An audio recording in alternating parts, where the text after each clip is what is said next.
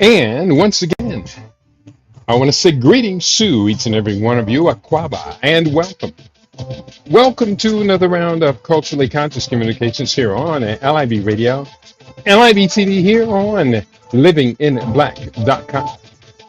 My name is Keedy Awadu, aka The Conscious Rasta. Weekday mornings, you and I get together live. We come at you from 9 a.m. Pacific time to 12 noon Eastern time. 5 p.m. BST and 8 p.m. East Africa time. We get together with you and we deal with culture, consciousness, historical perspectives, entertainment, economics, education, health, labor, law, politics, religion, family, conflict, future studies, all areas of human interactivity and development. Today's date is Monday. It is the 25th day of August, Black August as we call it around here. Year 2025 in the Gregorian calendar, the Western calendar. This corresponds to the year 6266 in the Kemetic calendar, to which we realigned our cultural clock. Welcome to the 7th millennium. You have found your family in a peaceful place on LIB Radio, LIB TV on livinginblack.com. It's a bit of a chaotic day around here, but we do get things done, and we're very proud of having this forum to be able to present to each and every one of you. I hope you do enjoy it. I hope you do claim it as your own, as our own. This is LIB Radio. This is livinginblack.com. Let me tell you what we have on the agenda for today. And let me just double check and clear, make sure it's up on all of the different channels. And is it up on this channel? I'm going to put it up there real quick on X, as well as up on Facebook. I thought I had everything up and running, but sometimes you feel like a nut and sometimes you don't. You know what I'm saying. I hope you know what I'm saying. Today, we examine the significant aging challenges facing baby boomers and Gen X. Specifically, we are talking about Alzheimer's and early onset cognitive disorders and dementia. That is the subject for today. So what I'm going to do right now, I'm going to put up one more promo for today so everyone will have access to it. And bear with me, bear with me. I am hearing something you are not hearing right now, and it is in my ear. And let me turn off Twitter. That's what I'm going to do. Turn off Twitter. Now, let's get this party started. One more post and we are up and running. And this other post is here. Paste the text. And we are up and running. Let's go with it. So today, here's what we have on the table: early onset cognitive disorders and dementia.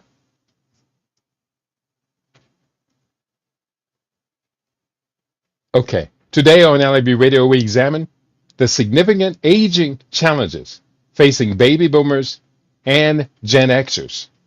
Specifically, we consider the early onset cognitive disorders, Alzheimer's disease, and dementia, and the occurrence of these conditions in individuals typically younger than 65 years of age. This can significantly impact not only the affected individuals, but also their families and caregivers. Therefore, this is a burden that our entire family must share. What is going on? And to what extent can our lifestyle prevent further catastrophes? That is the topic for today. And I want to emphasize the point because I just witnessed one of our very close friends having to deal with a decade of carrying her mother. And her mother was a sweetheart, bless her dearly. But as she went further and further into the cave of Alzheimer's and dementia, It was very burdensome on our friend who had other things to deal with, other very important things to deal with. So, in honor of all of those who have gone on and passed too early, in fact, over the weekend, one of my dear friends passed too early of kidney cancer. He had never, ever told me about it. I wish he had told me about it. I thought he knew that I had just published a book called A Year Against Cancer. But I can only speculate at this point. He has gone on to the realm of the ancestors, and I say, praise be his eternal name, Imhotep al-Kebulan. Praise be his Kemetic name, and may his heart be judged as light as a feather. May his journey through the underworld into the hall of Amenta be swift and sweet. Imhotep al-Kebulan.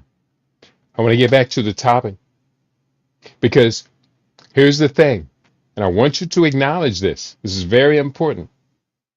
This thing that we call cognitive disorders and disease is, for the most part, preventable. At least we can delay its onset by many, many years. But it is only through deliberate lifestyle modifications that we will beat it. Only because of lifestyle modifications. So, what do you want? What do you need?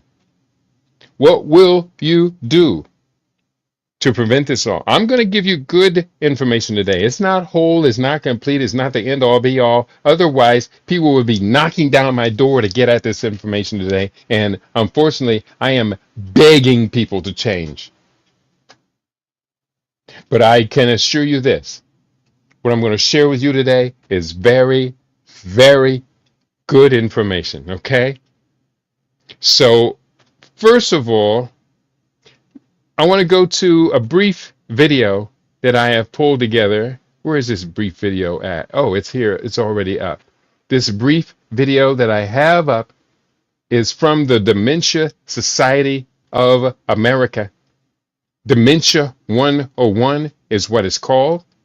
And I'm just going to share this with you briefly. Let me figure out what window I am on. Okay, it's the same window.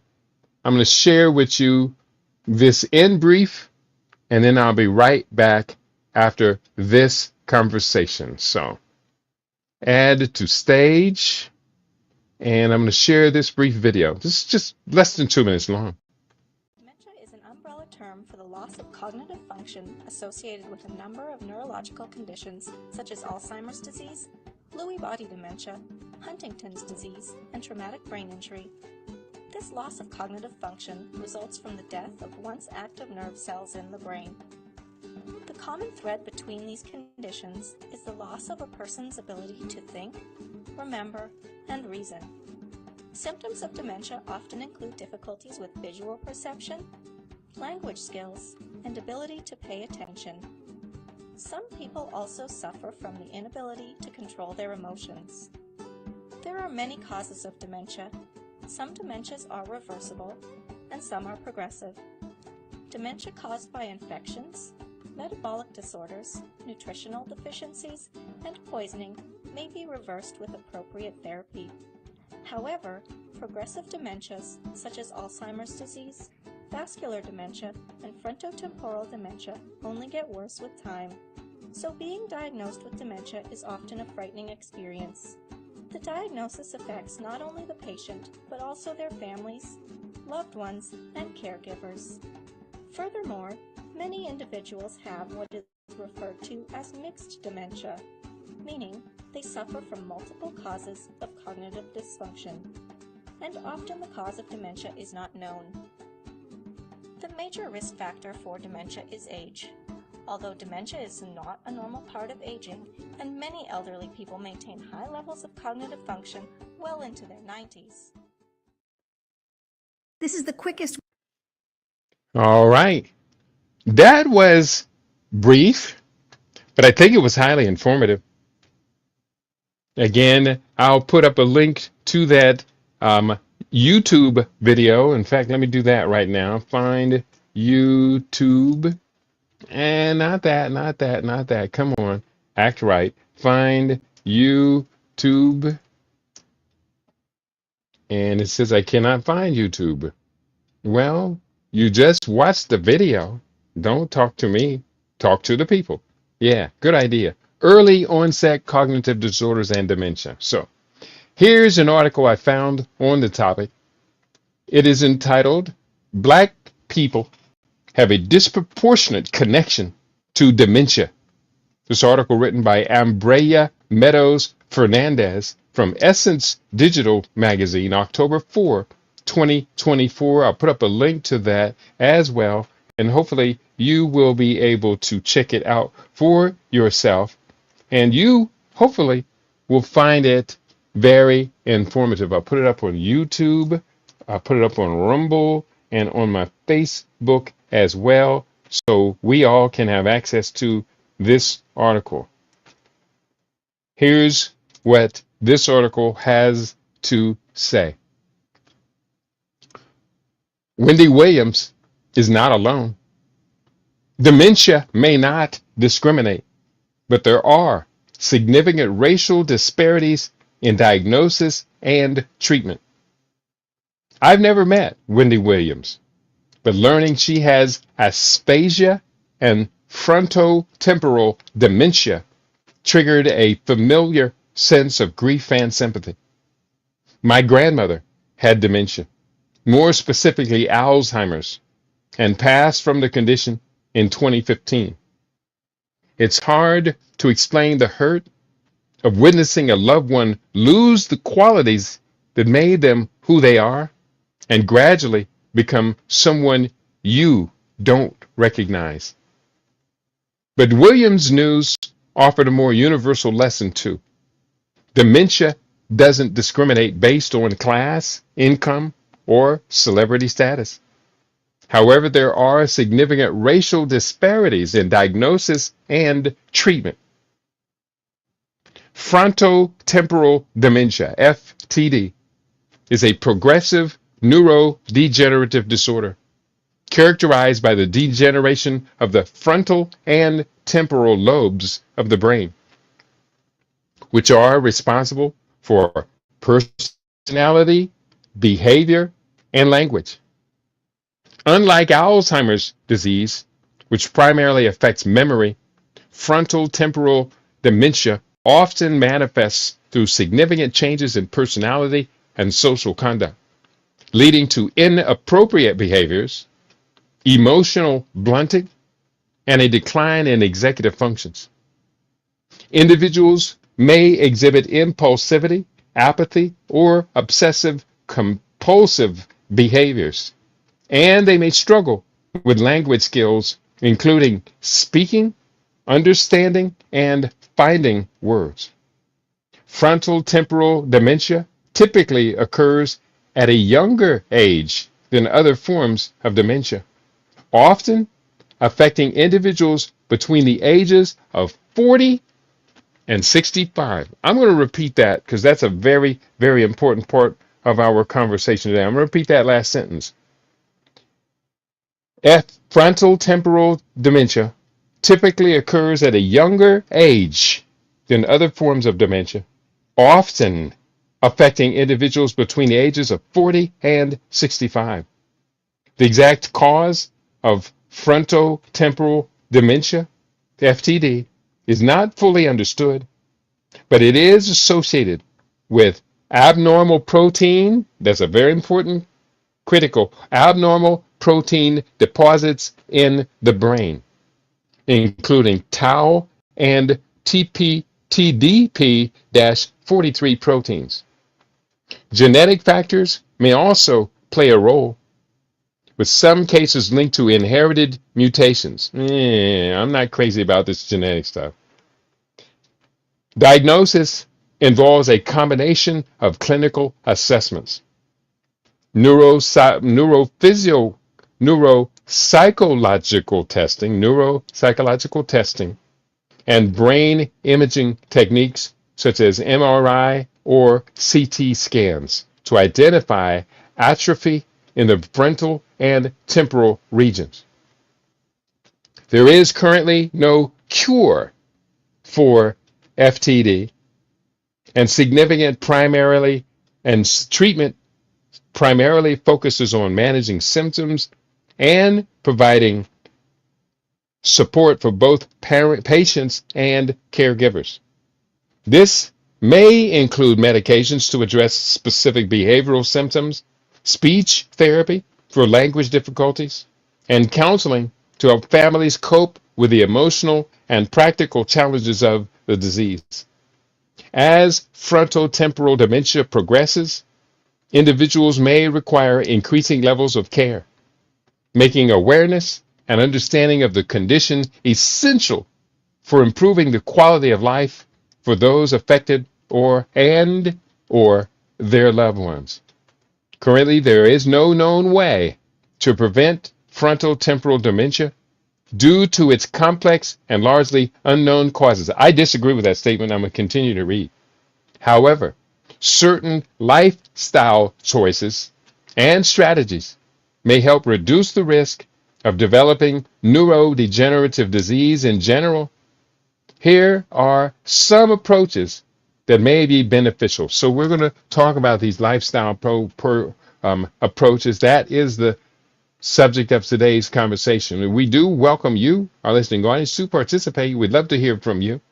Do let us know where you're listening from, what your name is, where you're listening from. Just type in a short message into the chat box. If you are on YouTube, we'd love to hear from you. If you're on Rumble, type it right in the chat box. If you are on YouNow, we want to hear from you. Wherever you are listening to LIB Radio, that's where we want to be as well. So we continue. And also, wherever you are, hit the like button. We'd love to know that you, our listening audience, love us as we do you. Let's continue. I'm going to go back to my notes I pulled together for today. Currently, there is no way to prevent frontotemporal dementia, but healthy lifestyle approaches may be helpful. Here are some of these approaches that may be beneficial. Number one, healthy lifestyle choices. Regular exercise. Engaging in physical activity can improve overall brain health and may reduce the risk of cognitive decline. Two, a balanced diet. A diet rich in fruits, vegetables, whole grains, lean proteins. I might say clean proteins, not lean, but clean proteins, and healthy fats, such as the Mediterranean diet, may support brain health. Now, let's be clear, the Mediterranean diet, as good as it is a significant improvement over the standard Western diet, over the American diet.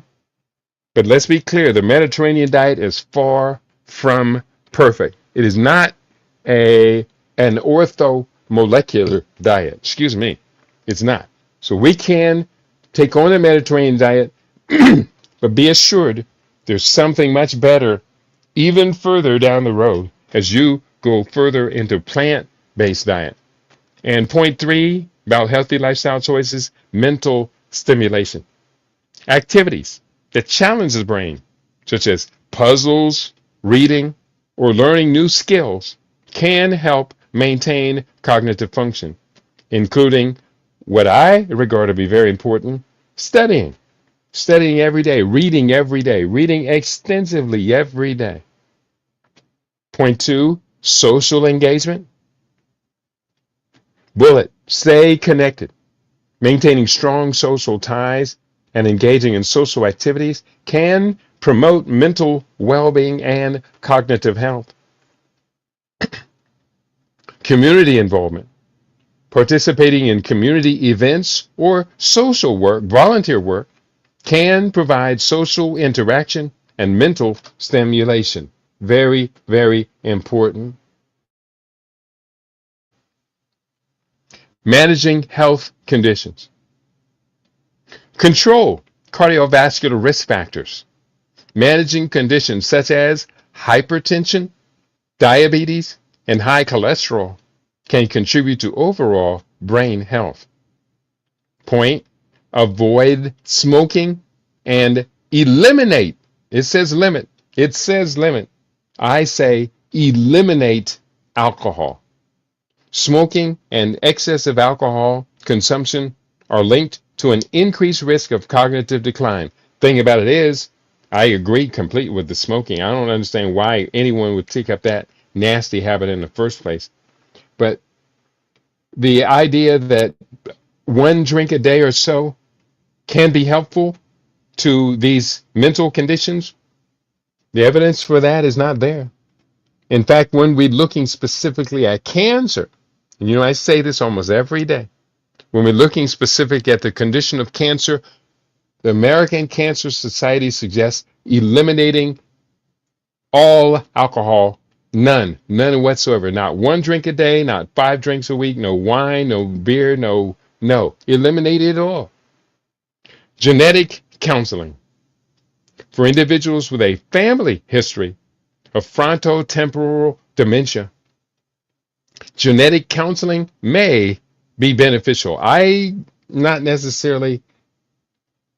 would say the best that being aware of other family members with these conditions will do for us is hopefully inspire us to manage our lifestyle changes that make us at higher risk. But I don't think that genetic counseling is worth the money. I really don't. I think it's a waste of money. While these strategies may not specifically prevent frontotemporal dementia, they can contribute to overall brain health and potentially lower the risk of the various forms of dementia. Ongoing research continues to explore the underlying mechanisms of frontotemporal dementia, which may eventually lead to more targeted prevention strategies. Well, stick around. If you stick around for the next hour, we're going to get there on our own. We don't need to wait on further research and for that research to be published and for us to get access to whoever published that research. We need to fix this today, if at all possible. Let's talk about racial disparities in diagnosis and treatment. Now, we were talking about Wendy Williams, the talk show host, who has unfortunately been forced to retire by her conditions, aphasia and frontotemporal dementia.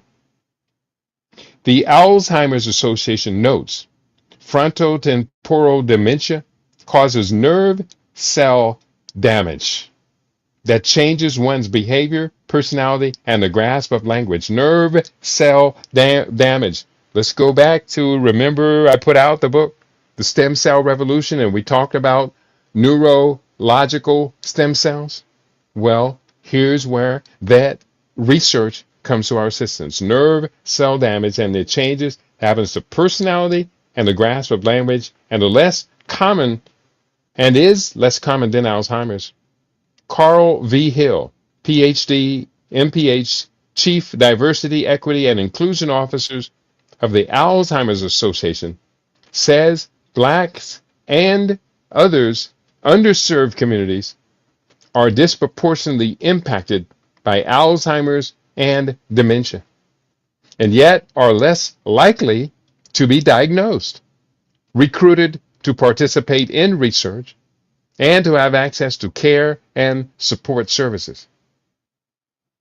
Aphasia is a communication disorder that affects a person's ability to process and use language. It can impact speaking, understanding, reading, and writing, making it challenging for individuals to express themselves or comprehend what others are saying. Aphasia, I said aphasia earlier, aphasia is typically results from brain damage, most commonly due to strokes, traumatic brain injuries, or neurological conditions such as tumors or infections. And I would say of those traumatic brain injuries, we have to consider drug uses, specifically recreational drug usage, but not to exclude pharmaceutical drug usage. Because we do know pharmaceutical drugs cause a spectrum of, quote, side effects that are direct effects of those drugs. But let's not consider that in Wendy Williams' case, it could very well likely been the use of recreational drugs and alcohol had a significant contribution to the traumatic brain injury which left her in this situation. Types of aphasia. There are several types of aphasia, each characterized by different symptoms. The first type, Broca's aphasia. Individuals have difficulty forming complete sentences and may speak in short phrases. Their comprehension is often better than their ability to express themselves. Point number 2, Wernicke's aphasia. This type affects comprehension more severely. Individuals may produce fluent speech that lacks meaning, often using nonsensical words or phrases. Number 3, global aphasia. This is the most severe form, where individuals have significant impairments in both expressive and receptive language abilities. And last of the 4, anomic aphasia. Individuals struggle to find the right words, particularly nouns and verbs, but their speech is otherwise fluent and grammatically correct. Let's talk about causes and the diagnosis of aphasia. The primary cause of aphasia is damage to the language centers of the brain, particularly in the left hemisphere. Diagnosis typically involves a comprehensive evaluation by a speech language pathologist who assesses language abilities through various tests. Treatment for aphasia focuses on improving communication skills and may include speech therapy, group therapy, and the use of alternative communication methods, I should say. The effectiveness of treatment often depends on the severity of the condition and of the individual's overall health. Aphasia can be a challenging condition, not only for those affected, but also for their families and caregivers. Understanding and support are crucial for improving communication and quality of life for individuals living with aphasia. Let's go on to talk about, and I'd love to hear from you today. Are you in the house today? We are double checking. I'm not here getting any messages, and I am slowly seeing the audience grow. So if you are in the house today and you do love your LIB radio, do hit the thumbs up button, hit a like button. And if you are so motivated, right below the chat box, there's a $sign and a gift box. This is Black August. Our LIB Radio Emergency Fund Drive is ongoing. When I say emergency, this is a matter of survival. So let's do the best we can. I am such a creature of habit. I don't want to stop doing this every day. I want to keep learning. I want to keep growing. I want to keep challenging my brain to very important topics and subjects. And that's why you and I, need our LIB radio dose as much as possible. We continue. Understanding early onset cognitive disorders. Early onset cognitive disorders. Definition. Early onset cognitive disorders encompass a range of conditions that affect memory, thinking, and social abilities. These disorders can include, number 1, Alzheimer's disease, a progressive disease that destroys memory and other important mental functions. Frontotemporal dementia, a group of disorders caused by progressive degeneration of the temporal and frontal lobes of the brain. And vascular dementia, caused by reduced blood flow to the brain, often due to strokes. And someone just contacted me a couple of days ago that was dealing with idiopathic vascular constriction, I think it was, and it was causing him this condition, vascular dementia. I got back to him, but he never responded to my response to him. So please, brother, that was my brother Makonnen. Please don't overlook what we're talking about. We're going to do the best we can to get you and anyone else suffering from similar conditions. We're going to get you on the right side of your healing. We're talking about early onset cognitive disorder. Symptoms may vary, but often include the following. Number 1, memory loss. Number 2, difficulty concentrating. Number 3, changes in mood and behavior. Number 4, language difficulties. Number 5, impaired judgment. The causes and risk factors for early onset dementia include genetic factors. Certain gene mutations can increase the risk of early onset dementia, particularly in familial cases. And again, you've heard me protest this so many times. I don't think it's as much genetics as it is lifestyle choices, your patterns of behavior, the food you eat throughout your life, the behaviors you engage in throughout your life. Do you exercise a minimum of 150 minutes of medium to high engagement exercise a week? Do you do that? It's good for everything that humans do. Do you do it? So genetic factors, everybody needs to be physically active. Lifestyle factors, factors such as poor diet, lack of physical activity, smoking, and alcohol can contribute to cognitive decline. No doubt. Medical conditions, conditions like hypertension, high blood pressure, diabetes, hyperglycemia, and depression, mental illness, can also increase the risk of developing early onset cognitive disorders. Now, how is early onset cognitive disorder diagnosed, and what might be the mainstream treatments?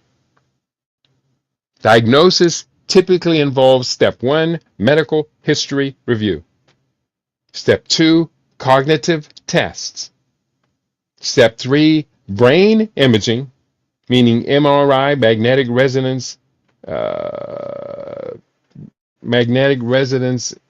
something, or whatever the I stands for, or CAT scans. Blood tests to rule out other conditions. Let me find out what that R of MRI stands for. Bear with me. Search on the search engine. What is MRI? And that's magnetic. Here we go. What is MRI? MRI stands for magnetic resonance imaging. MRI, magnetic resonance imaging, a non-invasive medical imaging technique used to visualize detailed internal structures of the body, especially soft tissues like the brain, spinal cord, muscles, and organs. And it uses strong magnetic fields, radio waves, and computer processing. Now, because of these magnetic fields, you really got to be very careful when using MRI. The person I'm doing the scan as a very highly trained professional, and they will tell you you cannot have any metal anywhere on your body, even in the room. Is said to be able to detect brain tumors, strokes, multiple sclerosis, spinal cord injuries, and disc herniation, joint damage such as ACL tears, cartilage loss, organ abnormalities in the liver, kidneys, and heart, and blood vessel issues via magnetic resonance angiography.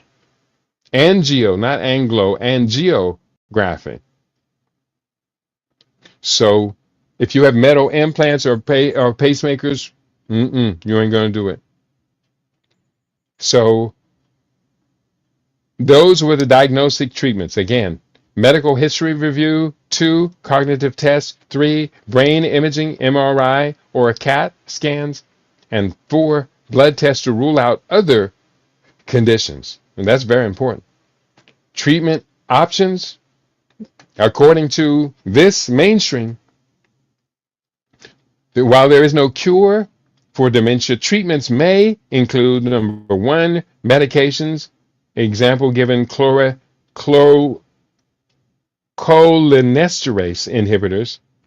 inhibitors, cognitive therapies, lifestyle changes such as diet and exercise. These are the treatment options. Cognitive therapies and lifestyle changes, diet and exercise. Support for caregivers, support groups, and resources are available for individuals and families dealing with early onset cognitive disorders.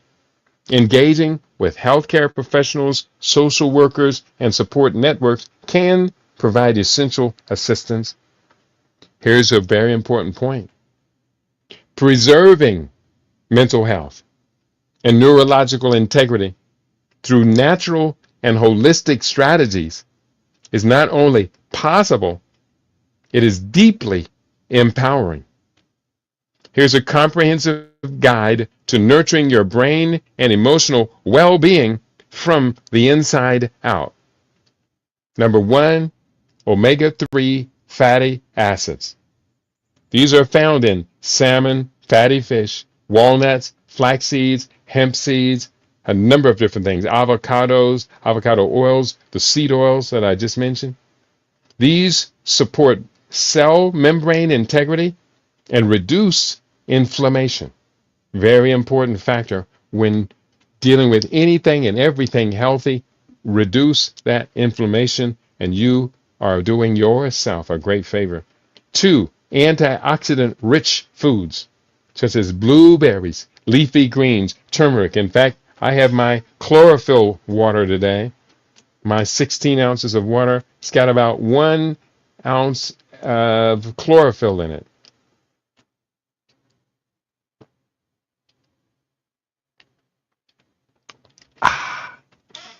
I love it. I love it. I love it. That is so good. Chlorophyll stains everything, though. I tell you, wherever chlorophyll goes, you're going to find little green stains. But that's okay. It means we're healthy. Number 2, antioxidant-rich foods, blueberries, leafy greens, turmeric. These all combat oxidative stress and slow cognitive decline. I use all 3 of them every day. C, the B vitamins, especially vitamins B6, B12, and folate. These are essential for neurotransmitter synthesis and energy metabolism. I do take my vitamin B complex supplement, which contains all 3 of those, every day. Probiotics and fermented food, non-dairy yogurt, kimchi, kefir. These support the gut-brain axis, influencing our positive mood and positive affective cognition. Category 2, physical activity and movement. Aerobic exercise, walking, swimming, cycling, boosts blood flow to the brain and promotes neurogenesis. And I got mine in today, 20 minutes, HIIT. I do it every day. Yoga and Tai Chi enhance our mind-body awareness, reduces cortisol, and improves emotional regulation. And lastly, strength training, linked to improved executive function and mood stability. Now, I do my best to get the two in every day, Tai Chi and strength training. And I do my best to get in every day. Yesterday, I didn't get the push-ups in, but that was twice in the last week. Other than that, I always get in my afternoon push-ups, 500, or in most cases, 525 or 550. Mindfulness and meditation. Daily meditation reduces anxiety, improves our attention span, and strengthens the prefrontal cortex. Breath work, example given, box breathing, alternative nostril breathing, calms the nervous system and enhances clarity. And gratitude journaling rewires the brain toward positivity and resilience. That's gratitude journaling. Sleep hygiene. This is very important. Consistent sleep schedule. Consistent sleep schedule regulates our circadian rhythms and supports memory consolidation. Dark, cool sleep environment promotes melatonin production. And avoid screens before bed. Turn off the TV, Baba Kitty. Turn it off. I'm talking to me. Turn off the TV. Avoid screens before bed. Reduces blue light exposure and improves sleep quality. I slept poorly last night because I was up so late. Why? Because of the screen. I was studying. Now, I will say I was looking at YouTube videos on what's my subject of a session right now on lowering our blood pressure as well as idiopathic neuropathy. So I was studying the right stuff, but studying it too late at night. Oh, and I was looking at boxing. I can't lie. We're watching a biography of Evander Holyfield, as I remember. Number 5, nature and sunlight exposure. Morning sunlight boosts serotonin and regulates sleep-wake cycles. I got mine in this morning, 20 minutes. Forest bathing, Shinrin Yoku. It lowers stress hormones and enhances our mood. And ground walking, or grounding, I should say, grounding, walking barefoot on natural surfaces, may reduce inflammation and improve sleep. I do agree. Grounding is really good. If you can ground yourself, take off your shoes, walk barefoot in the grass or on natural wood, or natural soils. Most of us, many of us, we never let our feet touch earth, Mother Earth. We should be doing that every day. Thinking about our natural evolution, we should be grounding ourselves every day. Number 6, cognitive engagement. Lifelong of learning is very important. Studying, reading, puzzles, new skills stimulate neuroplasticity. And that's the availability of our neurological system to conform itself to new and better memories and memory retention. Creative expression, art, music, writing, these all activate diverse brain regions. Social interaction protects against cognitive decline and fosters emotional resilience. Number 7, natural supplements and remedies. Adaptogens are very important, such as ashwagandha, rhodiola, help regulate stress response. Magnesium supports relaxation and neurotransmitter balance. Magnesium is so very important. And I take it at least 4 times a week or so.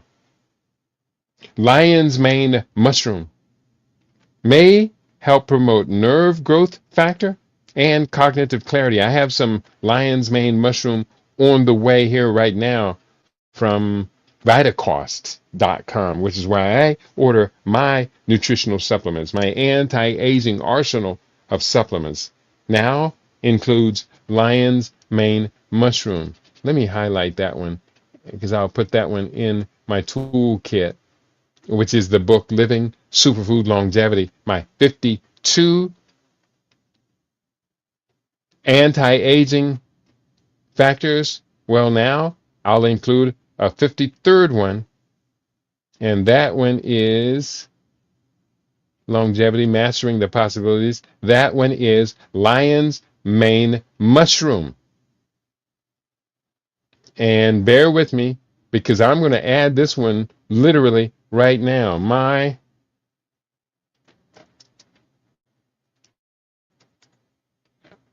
Bear with me. Come on. Locking up. Computer does not like Microsoft Word on at the same time as anything streaming media. So, Kitty, remember that.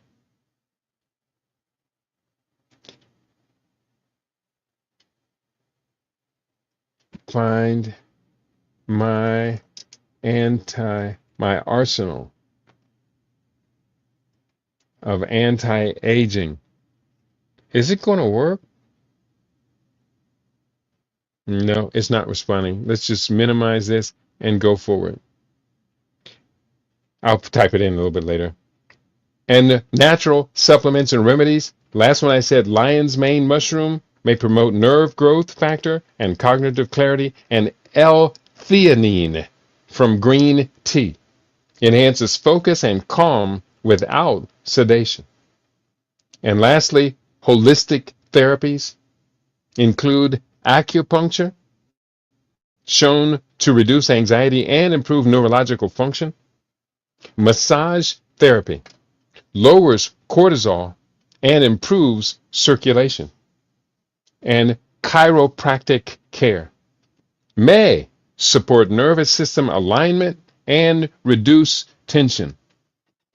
Now, I'm going to ask this question right now. Now we're getting into a very important part of today's conversation. Sorry about that. I had to take my shoes and socks off and ground my feet on this carpet.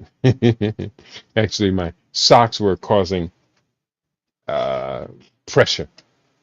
So, what is the relationship between heavy metal toxicity and dementia? If nothing else, this is I think, the most important part of today's conversation, because we have a solution in place for this, and it is called detoxification.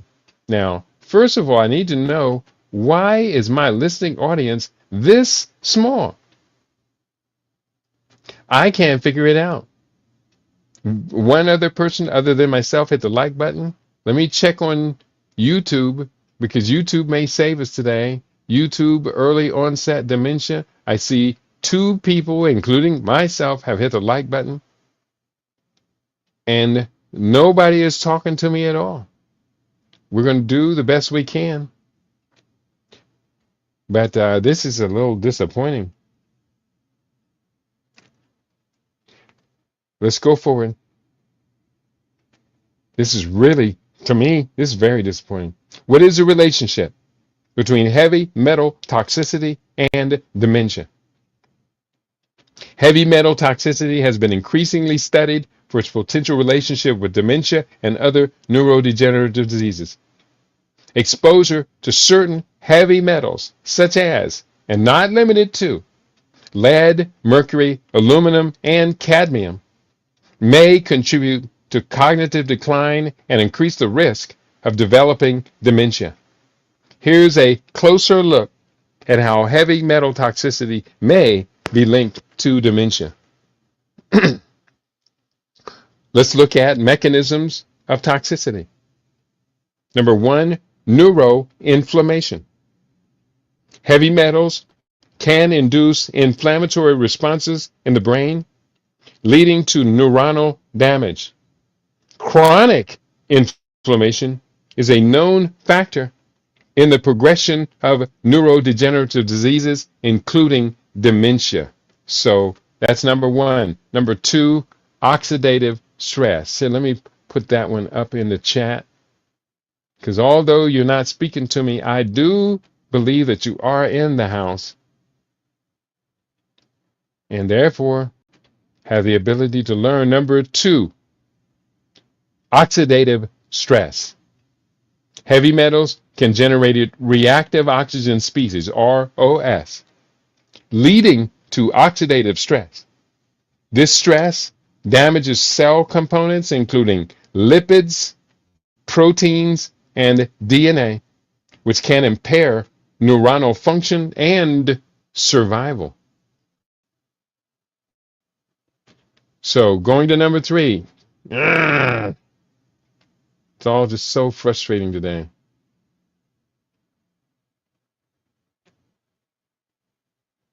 Bear with me. One sec.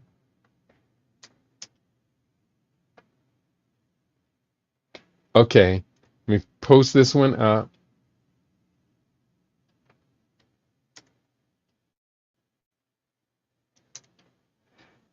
And number three, disruption of neurotransmission. Metals like lead and mercury can interfere with neurotransmitter systems, affecting communication between neurons. This disruption can lead to cognitive deficits and behavioral changes. Now, I posted all three of these up on the YouTube page. So they're right there in your face in case you do want to check them out. I'll paste just the third one up. What's happening here? Don't change pages on me.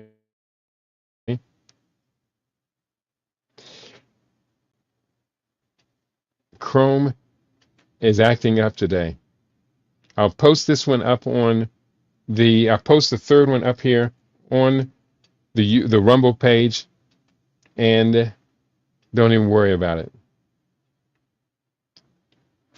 And this is, we'll do the best we can. Epidemiological evidence. Several studies have suggested a correlation between heavy metal exposure and an increased risk of dementia. Number one, lead exposure.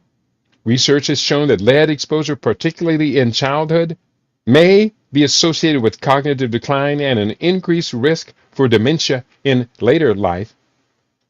Point number two, mercury and aluminum. Some studies have indicated that high levels of mercury and aluminum in the body may be linked to an increased risk of Alzheimer's disease and other forms of dementia. Although the evidence is still debated, well, I don't debate it. To me, mercury, and the main source of mercury that humans are consuming nowadays is seafood. That mercury is definitely related to cognitive disorders. Sources of exposure, heavy metal exposure, can occur through various sources, including, bear with me here, environmental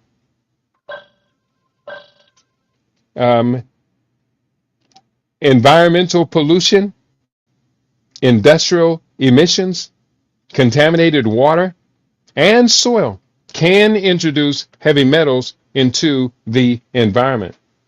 Point two, diet. Certain fish high in mercury and foods grown in contaminated soil can contribute to heavy metal intake. People, please take this seriously.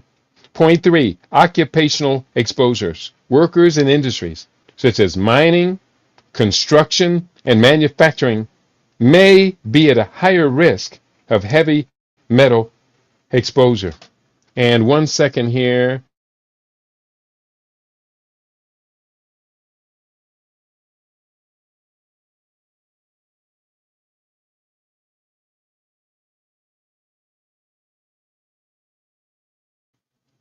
Conclusion. While the relationship between heavy metal toxicity and dementia is complex and still under investigation. There is growing evidence suggesting that exposure to heavy metals may contribute to cognitive decline and increase the risk of dementia. Reducing exposure to these metals through environmental regulations, dietary choices, and occupational safety measures may be important for protecting brain health. I will say further, detoxifying our bodies from the presence of these heavy metals is really what they're talking about. Further research is needed to fully understand the mechanisms and establish definitive causal links. Now, this is all very, very important. I had actually attached this particular study today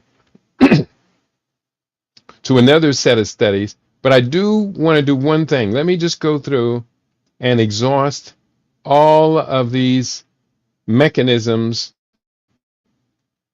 of heavy metals and cognitive disorders. Now I'm looking at, show me, is there a connection between heavy metals in seafood and cognitive disorders? Now I'm asking that of Copilot's AI right now, and it says yes. There's a well-documented connection between heavy metals in seafood, especially mercury, lead, cadmium, and arsenic, and increased risk of cognitive disorders. It's talking about how heavy metals affect the brain function. Let me do this real quickly.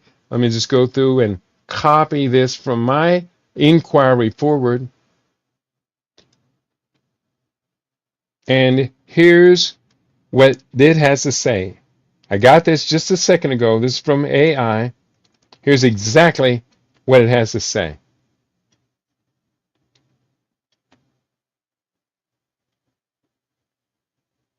I asked, is there a connection between heavy metals and seafood and cognitive disorders? And it came back, said, yes. There is a well-documented connection. Number one, how heavy metals affect brain function. Mercury is, excuse me, 1 second.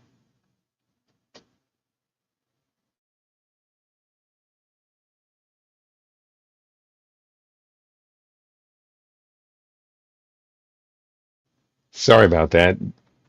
Mercury, especially methyl mercury, can cross the blood-brain barrier and accumulate in neural tissue, disrupting neurotransmission and causing oxidative stress.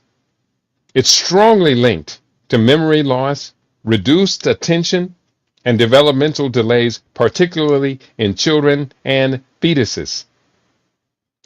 Number two, lead exposure.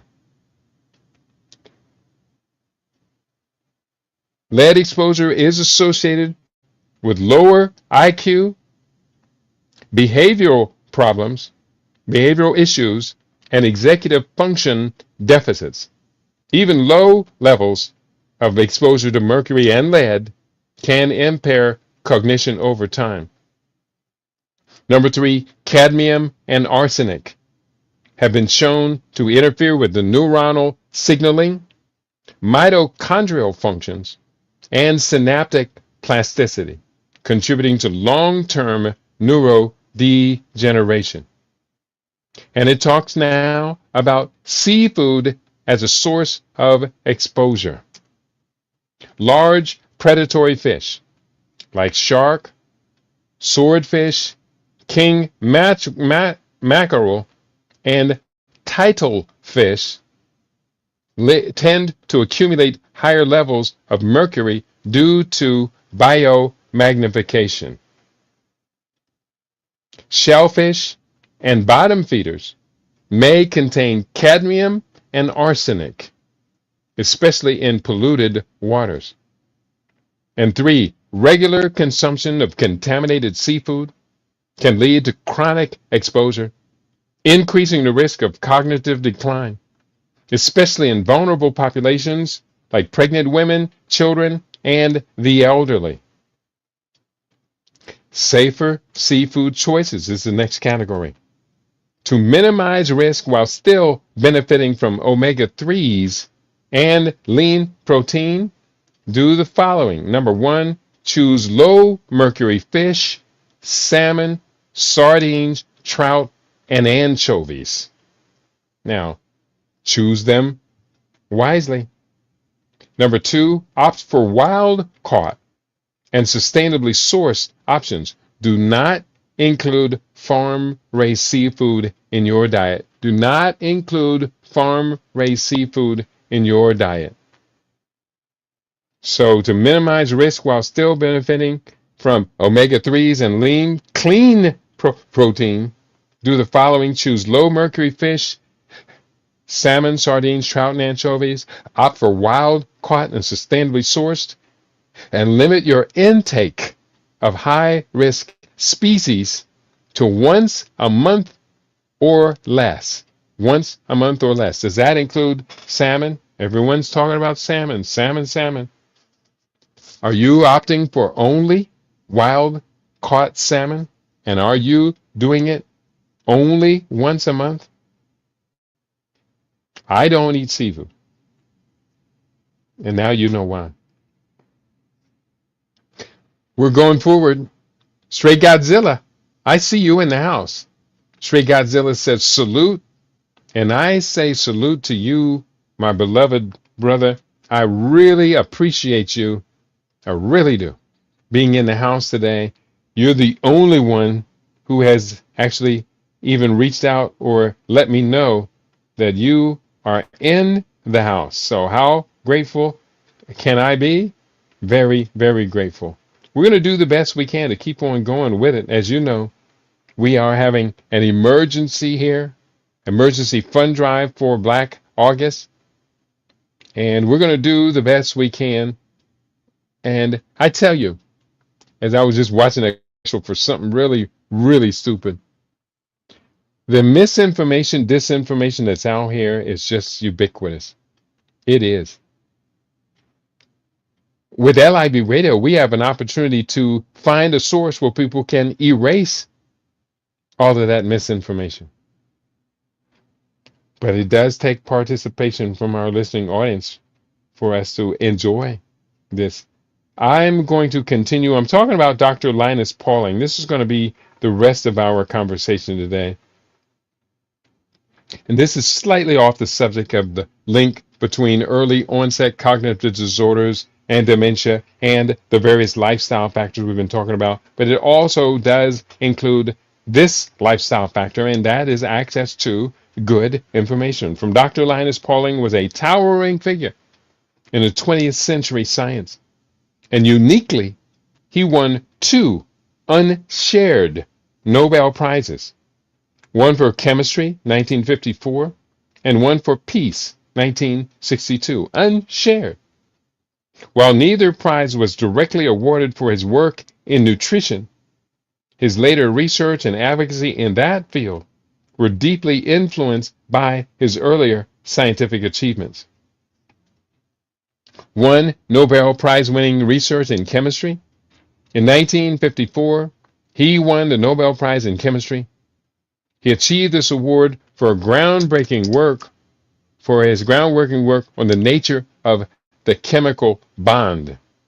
He applied quantum mechanics to explain how atoms bond together in molecules.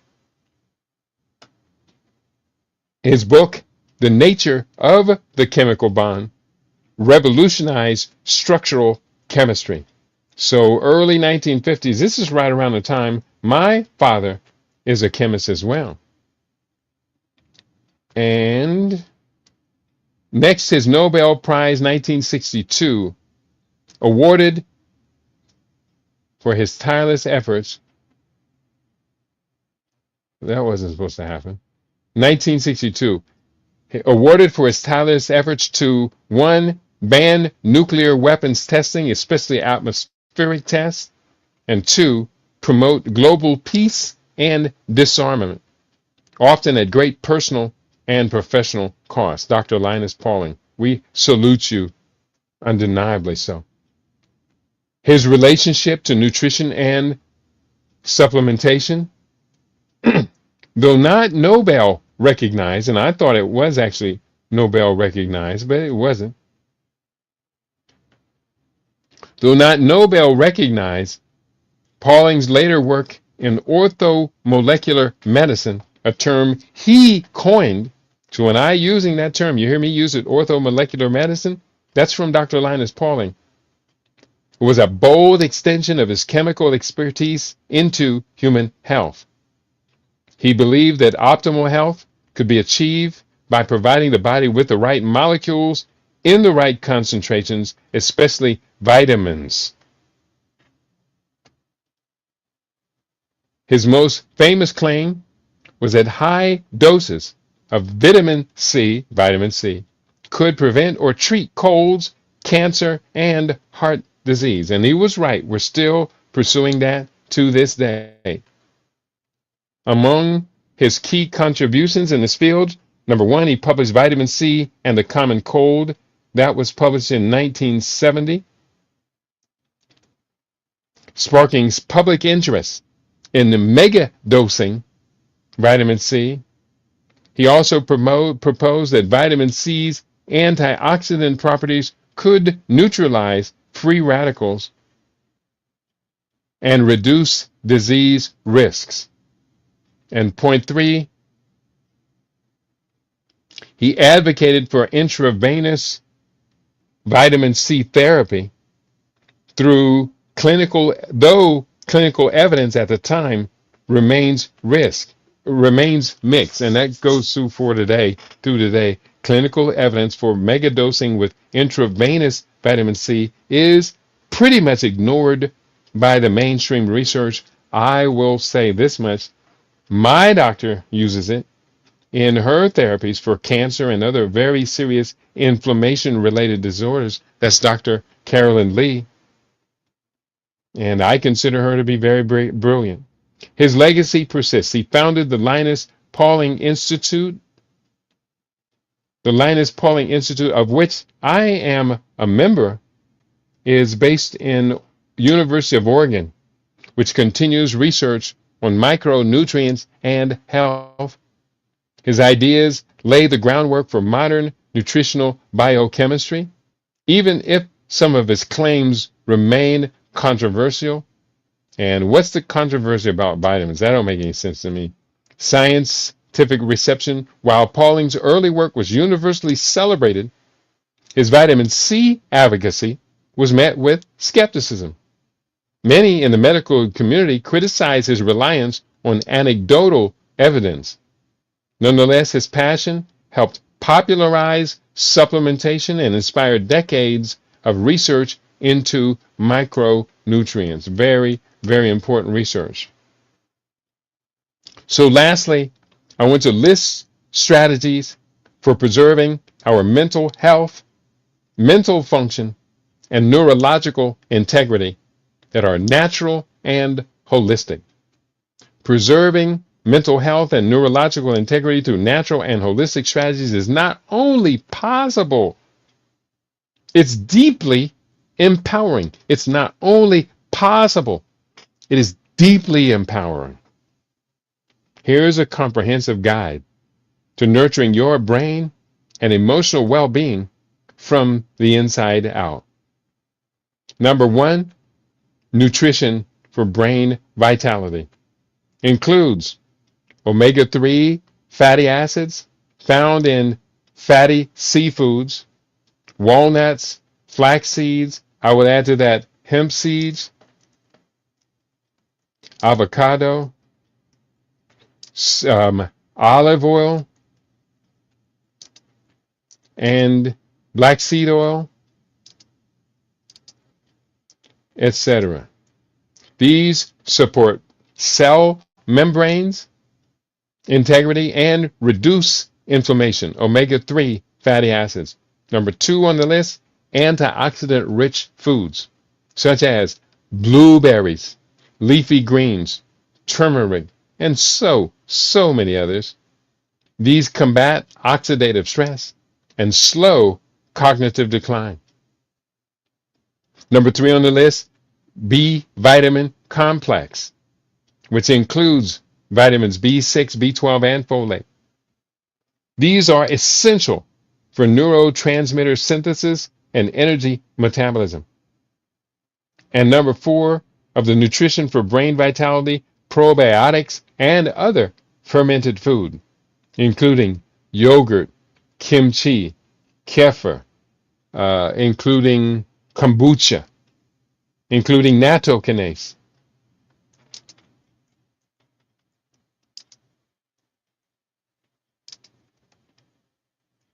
Support gut-brain axis, influence our mood, and positively influencing our cognition. Under category number 2, physical activity and movement. Aerobic exercise, walking, swimming, cycling, HIIT, running, boosts blood flow to the brain and promotes neurogenesis.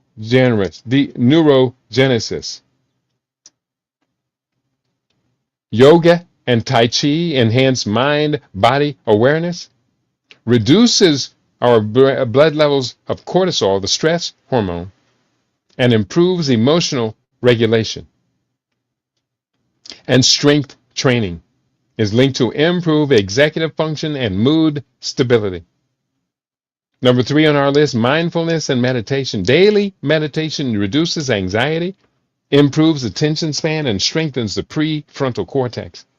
Breath work, box breathing, alternative nostril breathing, calms the nervous system and enhances clarity, and it also happens to lower our blood pressure. And gratitude journaling rewires the brain toward positivity and resilience. We did mention these earlier. I'm repeating it. Sleep hygiene. Consistent sleep hygiene regulates circadian rhythms and supports memory consolidations. We must sleep in a dark, cool sleep environment, promotes melatonin production. Avoid screens before bed, not bread, bed. Before you're going to bed, avoid the TV. Turn it off 4 hours or so in advance. Reduce your blue light exposure and improves sleep quality. Nature and sunlight exposure. Morning sunlight boosts serotonin and regulates sleep-wake cycles. Forest bathing lowers stress hormone and enhances mood.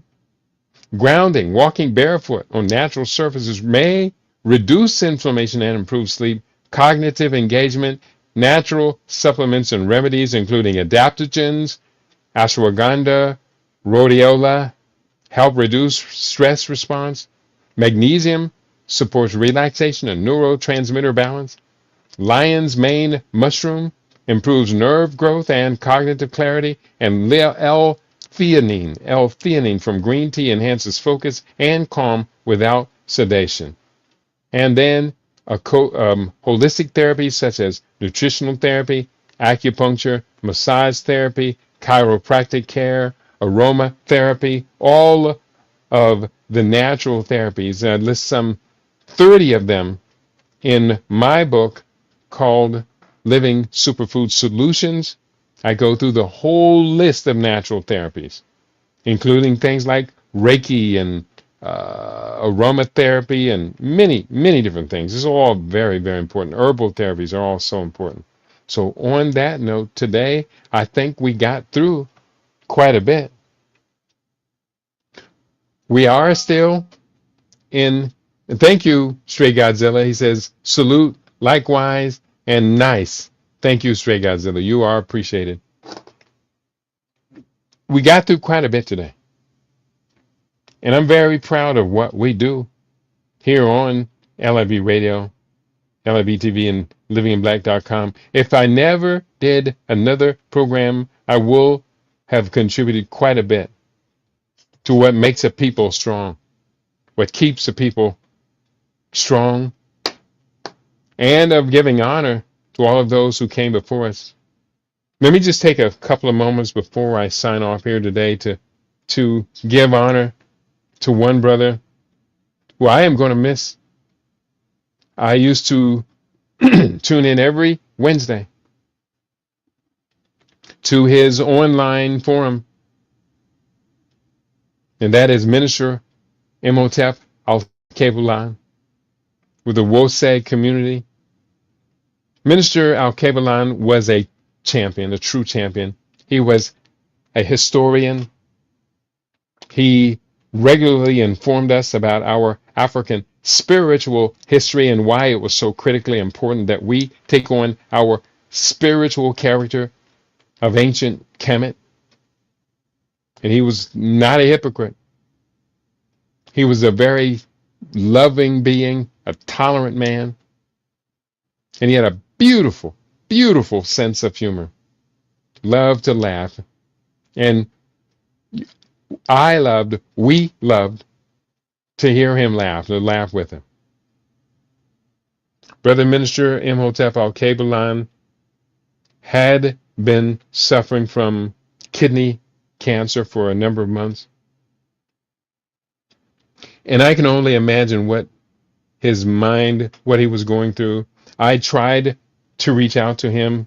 I didn't know it was kidney cancer. I knew it was something serious. But he and his wife, who was handling his case, neither one of them responded to my numerous outreaches. But that's here nor there.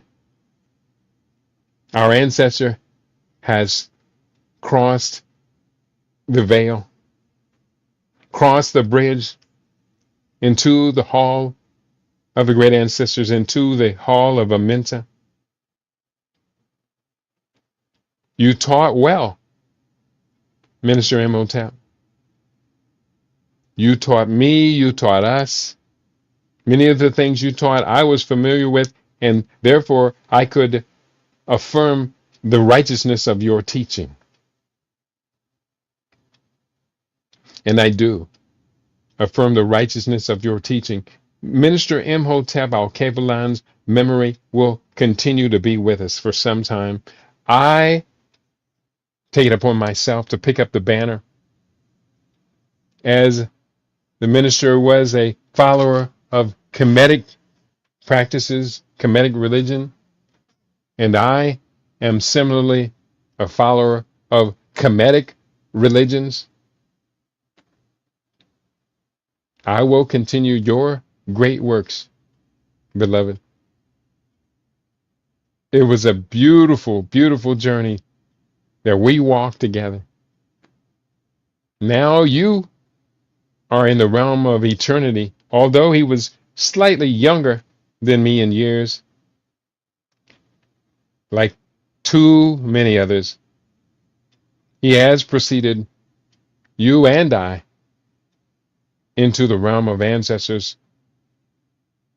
One day I will join you, O great ancestor, on the other side of that veil. We all will join you.